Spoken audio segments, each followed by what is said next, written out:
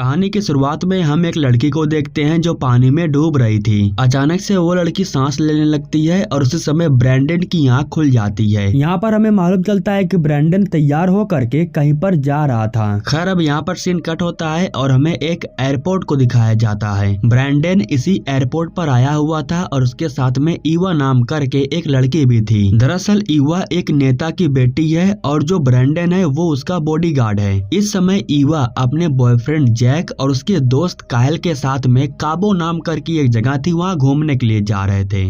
ईवा के साथ में उसका बॉडीगार्ड आया हुआ है, यह जान करके जैक को थोड़ा बुरा लगता है। इसी एयरपोर्ट पर हमें रोजी नाम करके एक छोटी सी बच्ची को दिखाया जाता है जो अपने नाना नानी के साथ में काबो जा रही थी। वो जब अपने नाना के साथ में प्लेन में बैठने के लिए जा रही थी तो उसका जो टेडी बियर था वो बैग से नीचे गिर जाता है। इसके बारे में इस समय रोजी को नहीं पता है, लेकिन कुछ समय के बाद जब वो अपने बैग में टेडी को ढूंढने लगती है तब उसे मालूम चलता है कि उसका टेडी कहीं गिर चुका है। वो टेडी को लेने के लिए जा रही थी तभी वो गलती से ईवा से भिड़ जाती है। कपड़ों पर कॉफी गिरने की वजह से ईवा का जो कपड़ा था वो गंदा हो जाता है। यहाँ पर ईवा को ये मालूम चल जाता है कि वो बच्ची अपने टेडी के लिए रो रही है, जिसके बाद ईवा उस टेडी को ढूंढ करके रोजी को ला करके वापस दे देती है, जिसकी वजह से रोजी काफी ज्यादा खुश हो जाती है और वो ईवा को शुक्रिया कहती है। कुछ समय के बाद जब समय हो जाता है तो काबो जाने वाले प्लेन के अंदर सभी लोग जा करके बैठने लगते हैं। प्लेन उड़ान भर चुकी थी और प्लेन के अंदर सब कुछ अभी तक तो ठीक था। कुछ समय के बाद पंछियों का एक झुंड प्लेन के पंखुड़ियों से आकर के टकरा जाता है, जिसकी वजह से प्लेन में थोड़ा धक्का महसूस होता है, लेकिन सब कुछ ठीक था।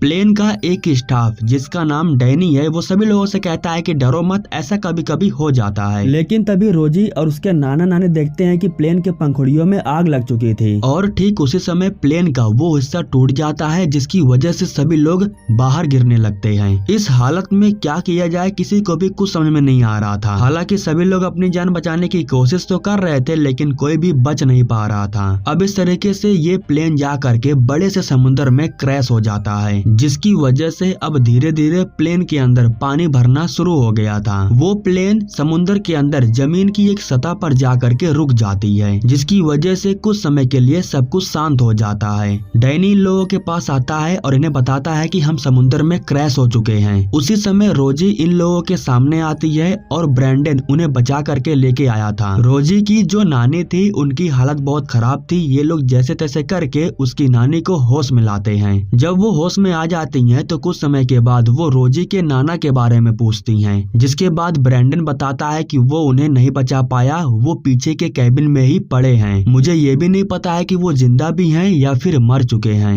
ब्रैंडन सभी लोगों से कहता है कि फिक्र मत करो, वे लोग हमें ट्रैक कर लेंगे और रेस्क्यू टीम हमें बचाने के लिए जरूर आती होगी। हमें बस कुछ समय के लिए खुद को शांत करके रखना होगा। हालांकि वो ये सारी बातें झूठी दिलासा देने के लिए बोल रहा था, क्योंकि उसे भी ये बात पता नहीं है कि कोई इन लोगों को बचाने के लिए आएगा भी या नहीं आएगा, क्योंकि समुद्र बहुत बड़ा है और अगर बाई चांस आ भी गए तो प्लेन को ढूंढना बहुत मुश्किल हो जाएगा। डैनी कहता है कि हमारे पास सिर्फ एक ही ऑक्सीजन सिलेंडर है। इसके बाद जो ब्रैंडन था वो फिर से पिछले कैबिन में जाने लगता है, क्योंकि उस कैबिन में एक और ऑक्सीजन सिलेंडर रखा हुआ था, उसी को लेने के लिए वो जाता है और यहाँ पर वो देखता है कि रोजी के जो नाना थे उनकी मौत हो चुकी है। वो उनकी टोपी को लेकर के जैसे ही जाने लगता है तभी एक शार्क आकर के उसके ऊपर हमला कर देती है। बड़ी मुश्किलों से वो शार्क से बच करके ऑक्सीजन सिलेंडर लेकर के इनके पास आता है। रोजी के नाना का जो टोपी था वो इन लोगों को दे देता है। ऑक्सीजन सिलेंडर रखने के बाद वो इन लोगों से कहता है कि तुम लोग अपना ख्याल रखना और सोच समझ के कदम उठाना। यह सुन करके ईवा आश्चर्य हो जाती है और पूछती है कि आप ऐसा क्यों बोल रहे हो। ठीक उसी समय वही शार्क फिर से ब्रैंडन को अंदर खींच लेती है और यहाँ पर उसकी मौत हो जाती है। इसके बाद इन लोगों को यकीन हो जाता है कि अब पानी के अंदर इन लोगों को शार्क से भी खतरा है, इसीलिए ये लोग ऊपर के साइड में आ जाते हैं जहाँ पर पानी बिल्कुल भी नहीं था। इस जगह पर खाने पीने का सारा सामान रखा जाता है। प्लेन एक्सीडेंट की वजह से कायल को चोट लग गई थी, इसलिए रोजी की नानी उनका इलाज करती है। है। हालांकि वो इस चीज में एक्सपर्ट तो नहीं है, लेकिन फिर भी पट्टी को बांधने के बाद वो उनकी हड्डी को ठीक कर देती है। लेकिन अभी भी कायल चलने की हालत में बिल्कुल नहीं था। अब हमें दिखाया जाता है कि रेस्क्यू टीम उस प्लेन को ढूंढने के लिए निकल चुकी है। जिस लोकेशन से प्लेन रिडायर से गायब हुआ, ये लोग उसी जगह पर जा रहे थे। सभी लोग प्लेन के अंदर तो थे, लेकिन जो शार्क थी वो प्लेन के चारों तरफ राउंड लगा रहे थे। वो अपने शरीर को बार बार प्लेन से ठोक रहे थे, जिसकी वजह से प्लेन में हलचल हो रही थी और प्लेन थोड़ा थोड़ा खिसकने लगा था। दरअसल ये सभी शार्क इंसानों को देख करके बौखला रहे थे। जब शार्क लगातार प्लेन के ऊपर हमला करते हैं तो प्लेन में काफी ज्यादा हलचल होने लगती है, जिसकी वजह से अब ये जो प्लेन था वो अपनी पोजीशन से हट जाता है और नीचे की तरफ खिसकने लगता है। प्लेन जब थोड़ा सा नीचे खिसक जाता है तो एक समय पर फिर से प्लेन अटक जाता है और रुक जाता है। प्लेन के अंदर जितना भी सामान था वो सारा समुद्र के ऊपर आ चुका था। इन सारे सामान को देखने के बाद इन्हें यकीन हो जाता है कि जो प्लेन है वो इसी जगह पर डूबा होगा। जिसके बाद जो गोताखोर थे वो इसी जगह पर पानी के अंदर जंप कर देते हैं और प्लेन को ढूंढने लगते हैं। काफी ढूंढने के बाद इन लोगों को वो प्लेन मिल जाता है। यहाँ पर रोजी भी अपनी आंखों से रेस्क्यू टीम को देखती है और सभी लोग एक्साइटेड हो जाते हैं, क्योंकि सभी लोगों को ये यकीन हो गया था कि रेस्क्यू टीम आ चुकी है और अब इन लोगों को बचा लिया जाएगा। उसी समय इनके पीछे शार्क आ जाती है, जिसके बारे में इसको नहीं पता था।